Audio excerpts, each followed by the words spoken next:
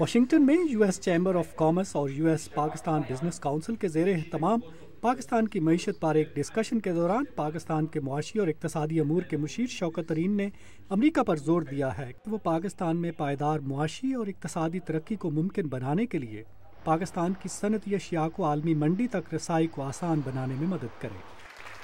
اس موقع پر انہوں نے کہا کہ خطے میں کئی ممالک کے بڑے صنعتی ممالک کے ساتھ فری ٹریڈ اگریمنٹس ہیں، جس کی وجہ سے پاکستان میں صنعتی ترقی پر منفی اثرات مرتب ہو رہے ہیں۔ ہمارے ارد گرد ایسے ممالک ہیں جو بنیادی طور پر ہماری صنعتوں کو نقصان پہنچا رہے ہیں۔ مثال کے طور پر عمان کا امریکہ کے ساتھ فری ٹریڈ اگریمنٹ ہے اور وہ ہمارے کاروباری حضرات کو عمان میں صنعتیں لگانے کی حوصلہ افزائی کر رہے ہیں تاکہ ان صنعتوں کی اشیاء امریکہ برآمد کر سکے۔ سوال یہ ہے کہ اس سے ہمیں کیا فائدہ ہوگا؟ امریکی ماہرین اس بات پر متفق ہیں کہ پاکستان میں معاشی مسائل حل کیے بغیر انتہا پسندی کا خاتمہ ناممکن ہے۔ US پاکستان بزنس کونسل کی ایسپرانزا گومز کہتی ہیں کہ ان کی کونسل اور US چیمبر پاکستان میں ریکنسٹرکشن اپرچونٹی زونز کو سرمایہ کاروں اور صنعتوں کے لیے قابل عمل بنانے کے لیے امریکی کانگریس کے ساتھ مل کر کام کر رہے ہیں۔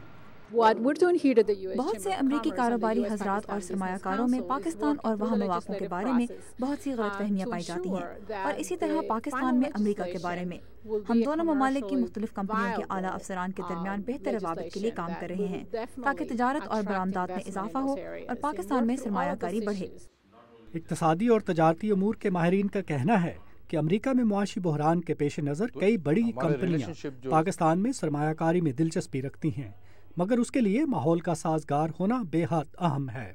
امریکی بزنس مین مارک جوف کہتے ہیں کہ امریکی سرمایہ کاروں میں پاکستان کے بارے میں غلط فہمیاں پائی جاتی ہیں، جنہیں دور کرنے کے لیے دونوں ممالک کے تاجروں اور کمپنیوں کے درمیان روابط بہتر کرنے کی ضرورت ہے۔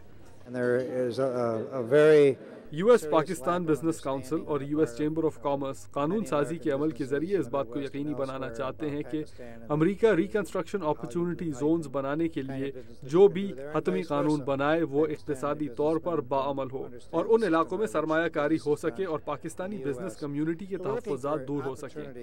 وہاں سیکیورٹی ایک مسئلہ ہے، مگر اس کے علاوہ مزدوروں اور صنعتی اشیاء کے حوالے سے بھی بات ہوئی ہے۔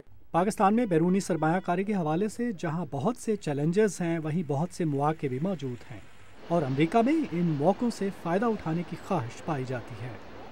ندیم یعقوب، اردو VOA۔